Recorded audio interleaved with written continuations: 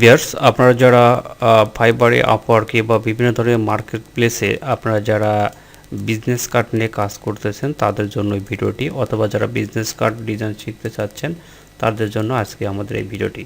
তো ভিউয়ার্স, আপনারা দেখতে পাচ্ছেন আমি প্রথমে একটি নিলাম, যে এটা হচ্ছে রেক্টাঙ্গুলার টুল নিলাম। এরপর আমি যেটা করব, এখান থেকে জাস্ট পেন টুলে ক্লিক দিব, দেওয়ার পরে কর্নারে ক্লিক দেব হালকা করে, তারপর উপরে মাউসের বাম বাটন ধরে একটু চাপ দিয়ে উপরের দিকে নিয়ে যাব।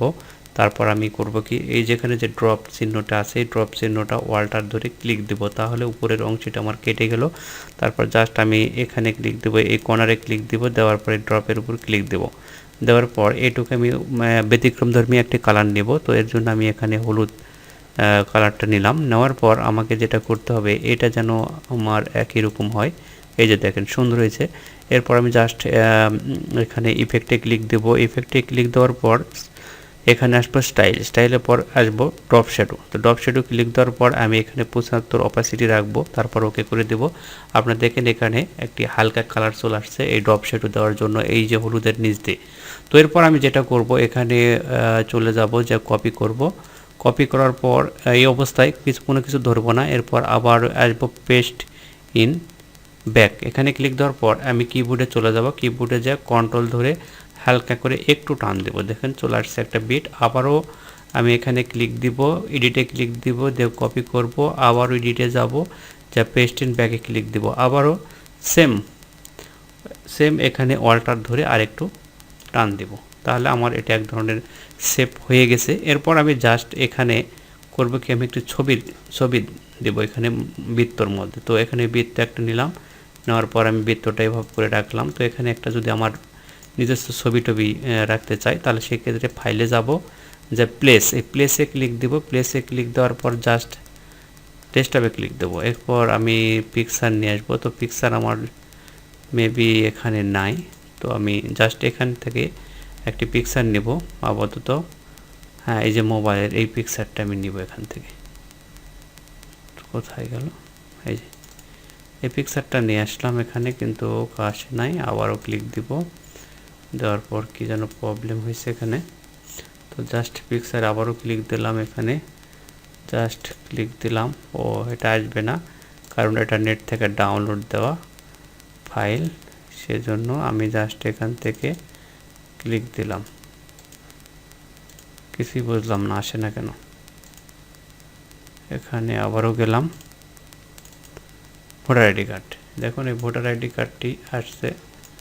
জাস্ট আমি এটা যদি মধ্যে রাখতে চাই, এটা ডান বাটনে ক্লিক দিব,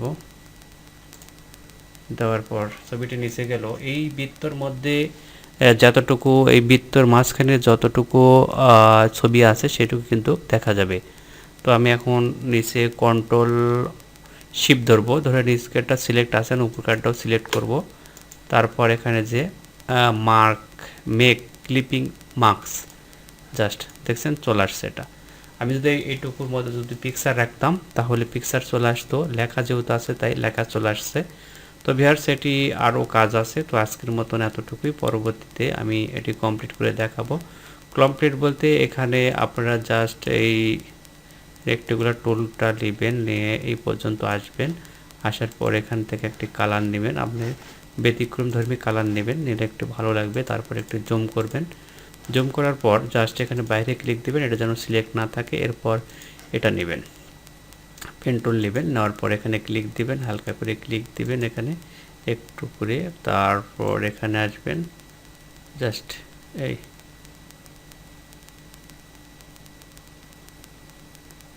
এই হয় না, বাস। তারপর আমি এখানে ক্লিক দেব, তারপর হবে কি, আমার এখানে মিল করে নিতে হবে। যেহেতু আমি এখান থেকে ক্লিক দিলাম এখানে, তারপর হালকা করে আমি চলে আসবো, এইভাবে চলে আসবো। আসার পর জাস্ট এখানে ক্লিক দেব, দেওয়ার পর এইখানকার কালার যেটা আছে এটা আমি হালকা করে নেব। তো তার জন্য ডবল ক্লিক দেব, দিয়ে এদিকে একটু আমি হালকা সামনের দিকে আসব।